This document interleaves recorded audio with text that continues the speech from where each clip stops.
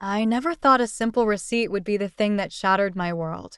It was just sitting there on our kitchen counter, partially hidden under a stack of mail, but something about it caught my eye. Maybe it was the store name, Harrison and Sons Jewelers, or maybe it was the amount, $3,875. My name is Jenna, and up until that moment, I thought I had a pretty good handle on my life. I'm a third grade teacher, married to my college sweetheart Ethan, and we had what I believed was an open, honest relationship. At least, that's what I kept telling myself as I stared at that receipt, dated just 3 days ago. Hey, babe. Ethan called out as he walked through the front door. Traffic was awful today. Did you start dinner? I quickly slipped the receipt into my pocket. Not yet. I just got home myself. My voice sounded strange, even to me. Parent-teacher conferences ran late. Ethan dropped his briefcase by the stairs and loosened his tie. He looked tired, but there was something else, a nervousness I'd never noticed before. Oh yeah. How'd they go? Fine. I busied myself with pulling out pots and pans, trying to act normal while my mind raced. Our anniversary wasn't for months. My birthday had passed 2 weeks ago with just a card and dinner at our favorite Italian place.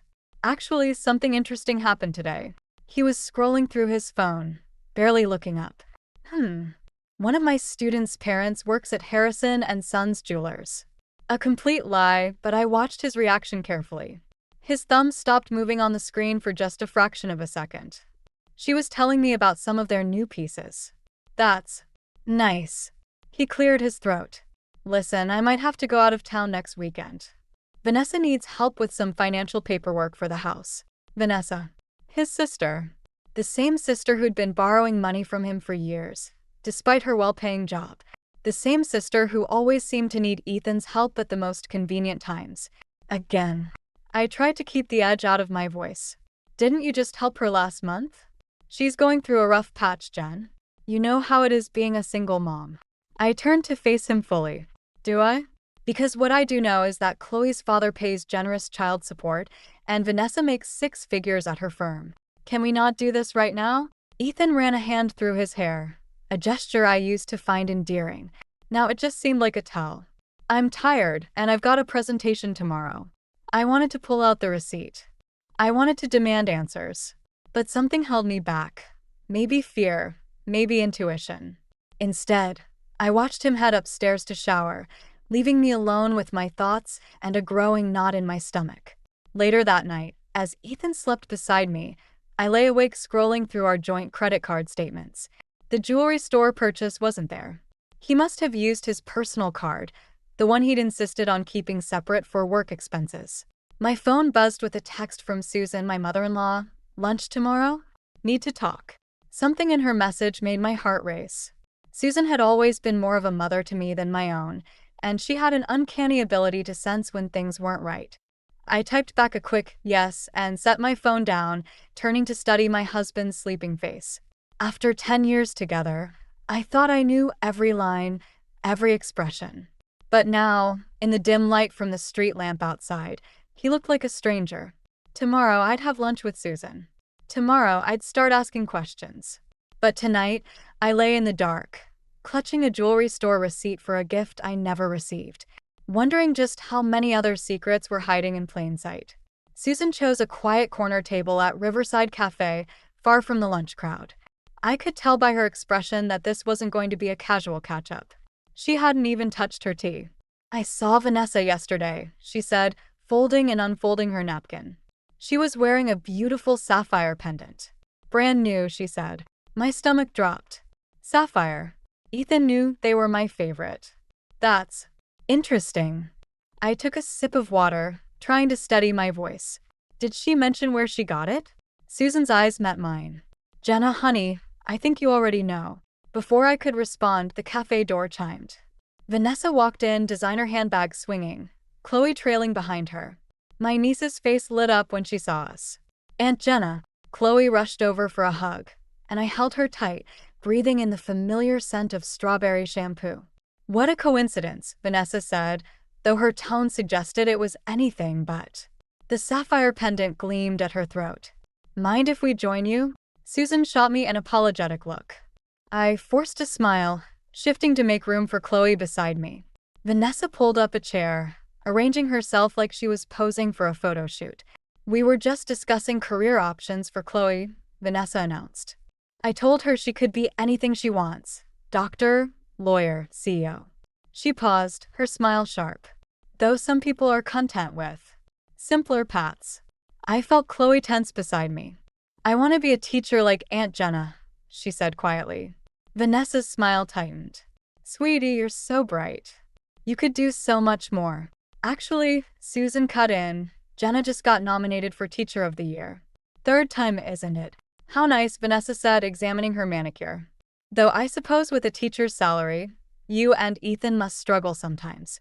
It's so important to be financially secure these days. The sapphire caught the light as she moved, and something inside me snapped. We manage just fine. Though some people seem to need constant financial assistance, despite their six-figure incomes. Vanessa's eyes narrowed. What exactly are you implying? Mom, Chloe interrupted. Can I get a cookie? Not now, sweetie. Vanessa leaned forward. I'd love to hear what Jenna means. Susan cleared her throat. Girls. I said, my heart pounding, that it must be nice having a brother who's always there to bail you out. Who buys you expensive jewelry while telling his wife we need to cut back on expenses. The color drained from Vanessa's face. You don't know what you're talking about. The receipt says otherwise. Chloe looked between us, confusion and worry crossing her face. I immediately regretted letting my anger show. Chloe, why don't we go get that cookie? Susan stood, holding out her hand. After a moment's hesitation, Chloe followed her to the counter. Vanessa waited until they were out of earshot. Listen carefully, she hissed. What happens between me and my brother is none of your business. Ethan understands family loyalty, even if you don't. Loyalty? Is that what you call manipulating him? You really don't get it, do you? She touched the pendant. Ethan knows who his real family is. Always has, always will. Don't make him choose, Jenna. You won't like the outcome. My phone buzzed, a text from Ethan. Where are you? Thought we were having lunch together. I'd completely forgotten our plans. Another buzz. Never mind. Having lunch with Vanessa to discuss the house situation. Vanessa smirked at her own phone. Duty calls. Come on, Chloe. As they left, Susan returned to the table. She reached across and squeezed my hand. There's something you need to know about Vanessa, she said quietly. Something that happened years ago, before you and Ethan met. But before she could continue, my phone rang. It was the school principal. An emergency staff meeting had been called. Tomorrow, Susan promised as I gathered my things. Come to my house. There's more to this than you know. I nodded, watching Vanessa's car pull away, the weight of unspoken secrets pressing down like storm clouds gathering overhead. Whatever Susan knew, whatever was really going on with Ethan and Vanessa, I had a feeling this was just the beginning. The business card in my hand read, Sam Hargrove Investigations, in simple black text. No fancy logo, no promises of discretion or excellence, just a name, number, and address. Susan had slipped it to me after telling me about Vanessa's history, about the mysterious fire at their father's business right before the insurance payout, about the string of convenient accidents that always seemed to benefit her. I sat in my car outside Sam's office for 20 minutes before working up the courage to go in. The reality of hiring a private investigator to look into my own husband felt like crossing a line I couldn't uncross. Mrs. Carlyle? Sam was nothing like the noir detective I'd imagined. He wore khakis and a polo shirt, and his office looked more like an accountant's than a PI's. What can I help you with? Before I could answer, my phone buzzed. A text from Chloe. Aunt Jenna, Mom's crying again. She says we might have to move. I need you to look into some financial transactions, I said, pulling out copies of bank statements I'd gathered. And I need to understand what's happening to my niece's college fund. Sam's eyebrows rose as he flipped through the papers. These are significant transfers. All to the same account. My sister-in-law's. But Chloe's college fund is supposed to be untouchable. Their father set it up in the divorce agreement. Yet here it is, being drained through a series of small withdrawals. He tapped his computer keyboard. Does your husband have access to these accounts? He's the trustee. My voice cracked. But he wouldn't. He couldn't. Another text from Chloe. Mom says Uncle Ethan promised to help. What's happening? Sam looked up from his screen. Mrs. Carlyle, these patterns suggest something systematic. Someone's been very careful about staying just under certain reporting thresholds. My phone rang, Ethan. I let it go to voicemail. How long will it take to trace everything? I asked. A few days for the preliminary report. But Sam hesitated. You should know that once we start digging, we might find things you're not prepared for. I thought about Chloe's texts, about Vanessa's smirk in the cafe, about the sapphire pendant that should have been mine. I'm already not prepared for any of this. Later that evening, I found Chloe sitting on our front porch. She'd obviously walked the 3 blocks from her house alone. Mom and Uncle Ethan are fighting, she said as I sat beside her. About money again. And about you. I wrapped an arm around her shoulders. What about me? Mom says you're trying to come between them.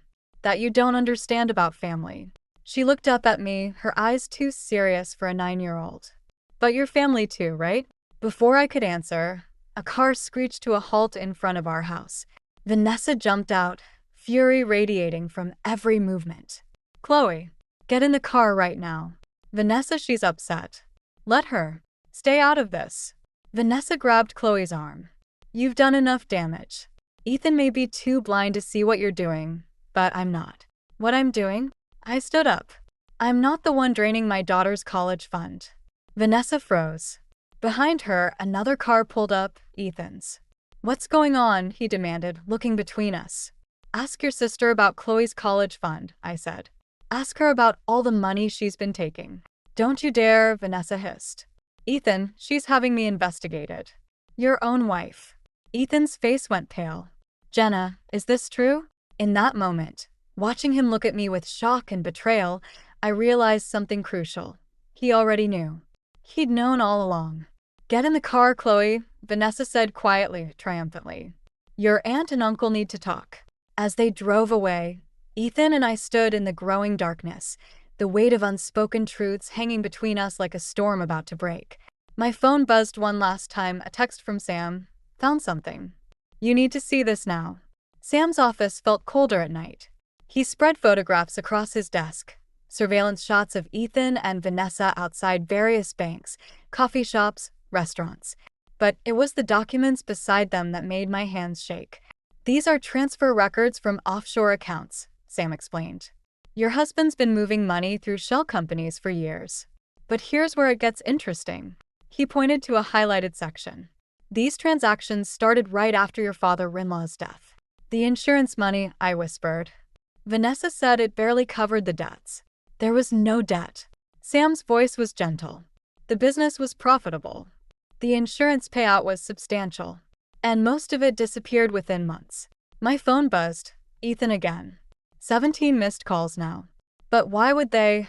I stopped, remembering something Susan had said about the fire. About Vanessa being the last one in the building that night. Oh God. There's more. Sam pulled out another document. Your niece's college fund? It's being used as collateral for loans. High-risk investments.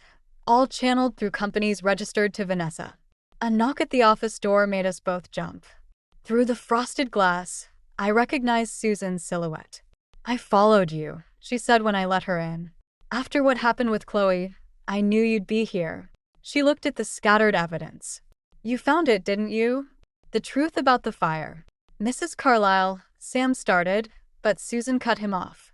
I've kept quiet for too long. She picked up one of the photos. Ethan and Vanessa outside Harrison and Sons Jewelers. My husband wasn't supposed to be there that night. Vanessa convinced him to come in late, to check the books. She'd been telling him for months that money was missing. My phone buzzed again. A text from Chloe, Mom's packing bags. She says we're going to Grandma's house in Florida. She's running, I realized. She knows we're close to the truth. Not without Chloe. I grabbed my coat. Susan, I need you too. The office door burst open. Ethan stood there, tie loose, eyes wild. Jenna, please. Whatever you think you know. Your father died in that fire, I said quietly. And you helped cover it up. I didn't know. His voice cracked. Not at first. Vanessa said it was an accident, that she'd lose Chloe if anyone investigated too closely. She needed help moving the insurance money to protect herself. I just wanted to protect my sister. And now, I gestured at the evidence. What about protecting Chloe's future? Her college fund. I can fix this. He stepped toward me. We'll get the money back. Set up new accounts. Like you fixed it 10 years ago? Susan's voice was steel. My husband is dead, Ethan. Your father. And you chose to protect his killer. My phone lit up with another text from Chloe. Aunt Jenna, I'm scared. Mom's acting weird. Please come get me. Ethan saw the message. Something shifted in his face. Realization, horror, resolve. She's at the house? For now. I grabbed Sam's card. But she's planning to run tonight. No. Ethan straightened his tie, a gesture so familiar it hurt. Not this time. I'm done choosing the wrong side. Mrs. Carlyle, Sam interrupted, holding up another document.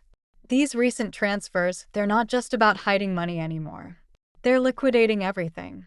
If your sister-in-law leaves the country with these funds, she won't. I headed for the door, Ethan and Susan behind me. Because this time, she'll have to go through all of us. Outside, storm clouds gathered over the city. My phone buzzed one final time, a text from Vanessa. You want the truth, little sister? Come alone. 1 hour. You know where. I showed the message to Ethan. His face went pale. The old factory, he whispered. Where it all started.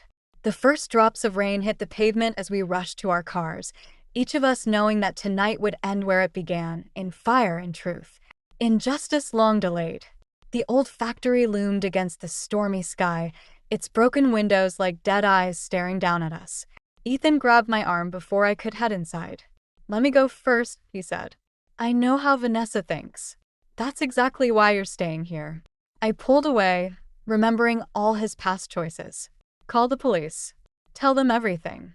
But Chloe needs someone she trusts right now, not someone who's been lying to her. Lightning illuminated the factory skeleton, and for a moment, I saw the ghost of what it had been. Before the fire, before the lies. Before everything fell apart. Inside, my footsteps echoed on concrete. Water dripped somewhere in the darkness, and the air smelled of rust and old memories. My phone's flashlight caught movement ahead. Chloe, huddled in a corner, tear tracks on her face. Aunt Jenna. She started to run toward me, but Vanessa stepped out of the shadows. Stay where you are, sweetie. The sapphire pendant gleamed at her throat. Your aunt and I need to talk first. Where are the bags, Vanessa? The ones you packed for Florida. She laughed, but it wasn't the confident sound from the cafe. You think you figured it all out, don't you? The devoted sister-in-law, protecting everyone from big bad Vanessa. I know about the fire. My voice echoed off the walls. About what really happened to your father. What happened? Chloe's voice trembled. Mom. Vanessa's face hardened. What happened is that some people don't deserve what they have. My father was going to sell the business. Did you know that? Leave nothing for his children except his precious moral legacy. So you killed him for money? I created an opportunity. Her voice rose, bouncing off the walls. And Ethan understood. He helped me protect what was ours. But you, she stepped closer. You had to start digging. Had to play the hero. A crash from above made us both jump. Footsteps on metal stairs. That'll be your backup? Vanessa smiled. But I have something better. She pulled out her phone, showing me the screen. A transfer confirmation. One button, and everything, the college fund, the insurance money, all of it, disappears into accounts you'll never trace. Mom, please. Chloe stood up. I don't want to go to Florida. I want to stay here with Aunt Jenna and Uncle Ethan. This isn't about what you want. Vanessa snapped. This is about what we deserve. More footsteps above, closer now. Vanessa's finger hovered over her phone. You want to know what really happened that night? She was almost whispering now. Dad caught me changing the books. He said he was going to turn me in, that prison would teach me values. So I showed him what values are really worth in this world. By burning everything down, my hand found a piece of metal pipe, cold and heavy. By surviving. She jabbed at her phone screen. There. It's done. Good luck proving anything now. But I was smiling. Check your signal. Her face fell as she looked at her phone again. No bars. The factory's steel frame blocked everything. You're not the only one who can plan ahead, I said, pulling out my own phone. The recording bar blinked steadily. Tell me again about that night with your father? The footsteps reached the bottom of the stairs. Ethan emerged from the shadows, followed by Susan and two police officers. No, Vanessa whispered. Ethan, you can't. It's over, Vanessa. His voice cracked. I should have ended it 10 years ago. As the officers moved forward, Vanessa looked at each of us, her mother, her brother, her daughter. The sapphire pendant caught the light one last time before she reached up and ripped it from her neck, letting it clatter to the floor. You want to know something funny? She didn't resist as they cuffed her. That necklace? It's fake. Just like everything else in this family. Chloe ran to me, burying her face in my jacket. Above us, thunder rolled across the sky, and rain began to pour through the broken windows, washing away a decade of secrets and lies.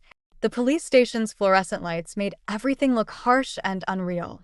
I sat across from Detective Martinez, watching her flip through Sam's files, the evidence we'd gathered, the recording from the factory. Chloe had fallen asleep on the bench outside, her head in Susan's lap. Mrs. Carlyle, Martinez said, we have enough to charge your sister-in-law with financial crimes. But murder? She tapped the decade-old fire report. That's going to be harder to prove. She confessed. You heard the recording. A confession obtained under duress, in a hostile situation. Her lawyers already moving to suppress it. Through the window, I could see Ethan in another room, his head in his hands.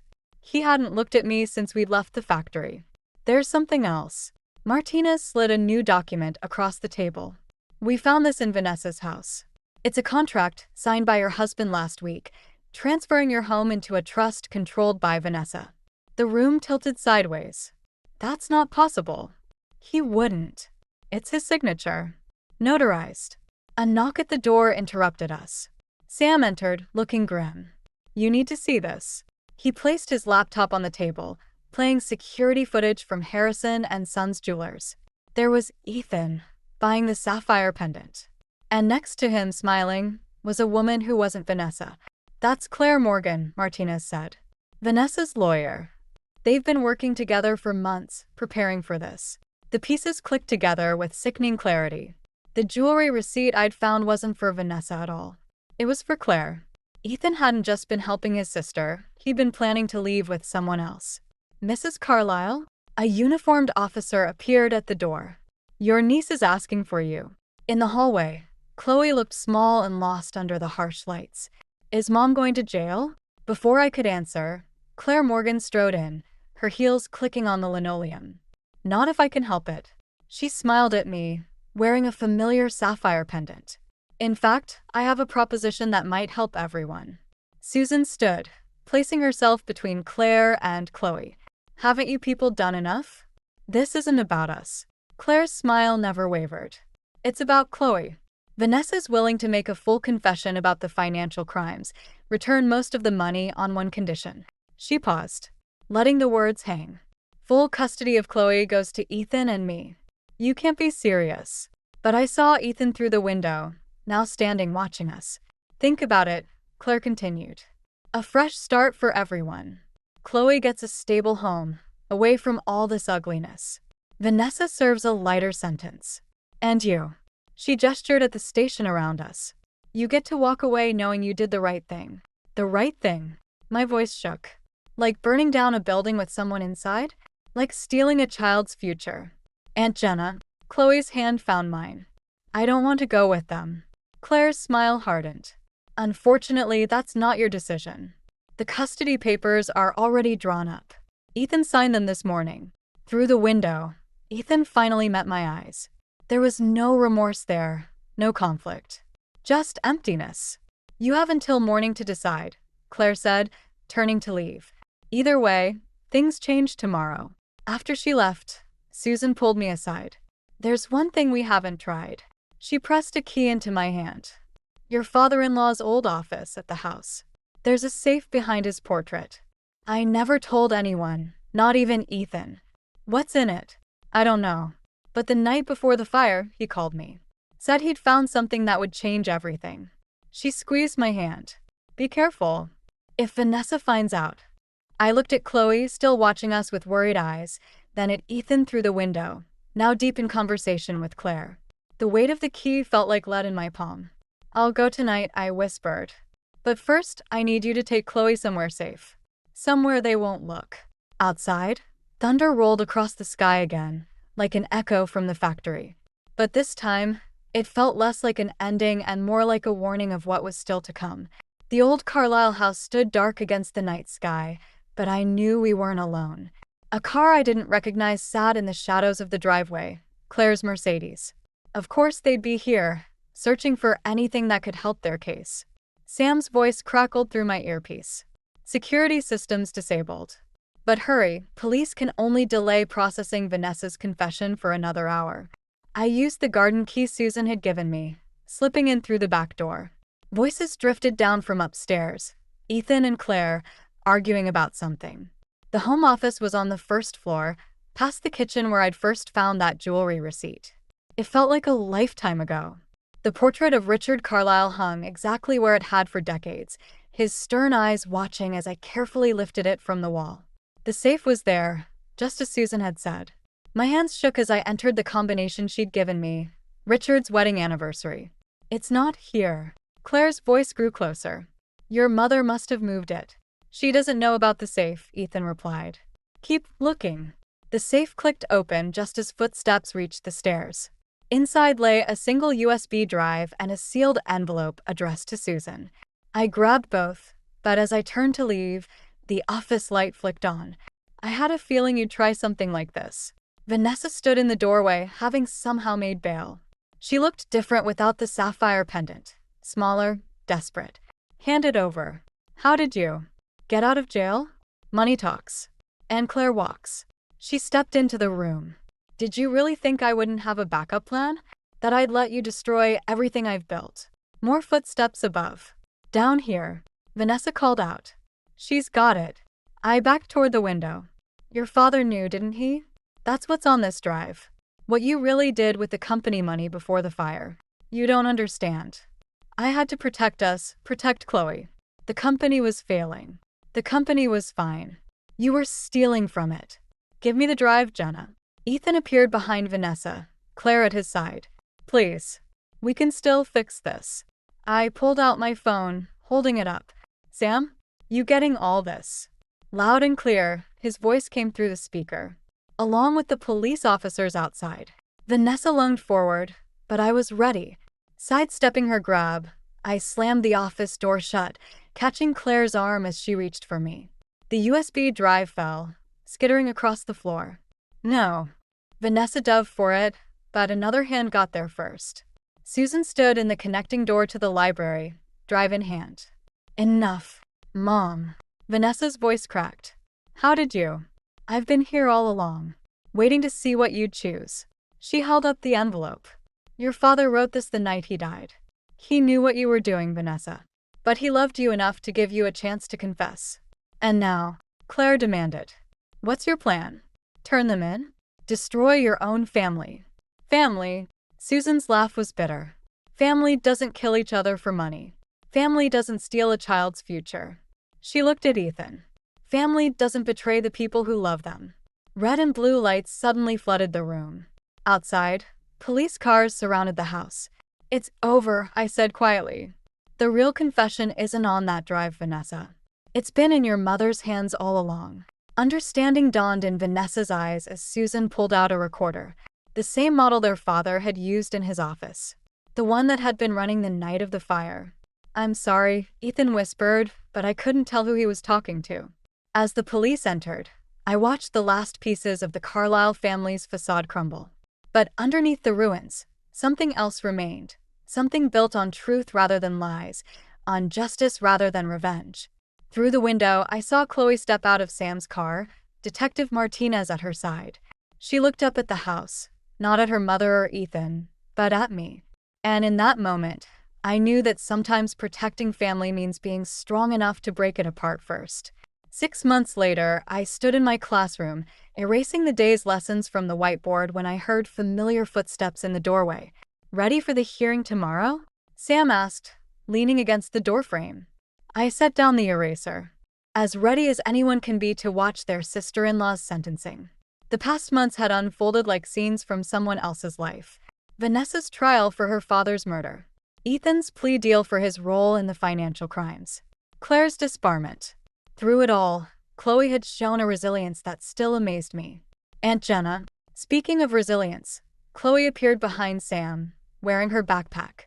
Mom wants to see me before tomorrow. Will you come with me? The prison visiting room was cold and sterile, but Vanessa somehow still managed to look polished in her orange jumpsuit.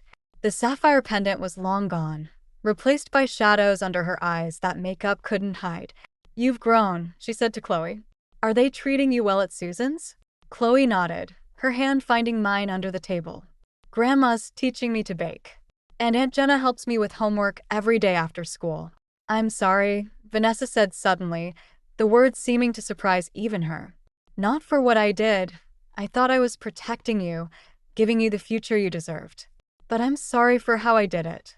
That's not protection, Chloe replied, sounding older than her 9 years. That's just another lie. On our way out, we passed Ethan being let in for his own visit. He'd been released last week, after serving his shorter sentence. Our eyes met briefly, and I saw something there I hadn't expected, not regret or shame, but understanding. He asked about you, Susan told me later that evening, as we sat on her porch watching Chloe play in the yard. About whether you'd consider. No. The answer came easily now. Some things can't be fixed. She handed me an envelope, the one from the safe, finally opened. Richard wrote this the night he died. He knew what Vanessa was planning, but he also knew something else. She paused. He knew about Chloe's real father. I looked at the letter, then at Chloe chasing fireflies in the growing dusk. Does she need to know? Maybe someday. But right now, Susan smiled. Right now she needs what she has. People who love her enough to tell her the truth, even when it hurts. The next morning, before heading to court, I found something in my mailbox. A small package wrapped in brown paper. Inside was the sapphire pendant, no longer gleaming quite so brightly, with a note in Ethan's handwriting. I bought this for you originally, before everything went wrong, before I forgot what really matters. It belongs to you, like the truth belonged to my father, and the future belongs to Chloe. I drove to the jewelry store instead of the courthouse. The owner recognized the pendant immediately. Beautiful piece, he said. Would you like to sell it? No. I placed it on the counter.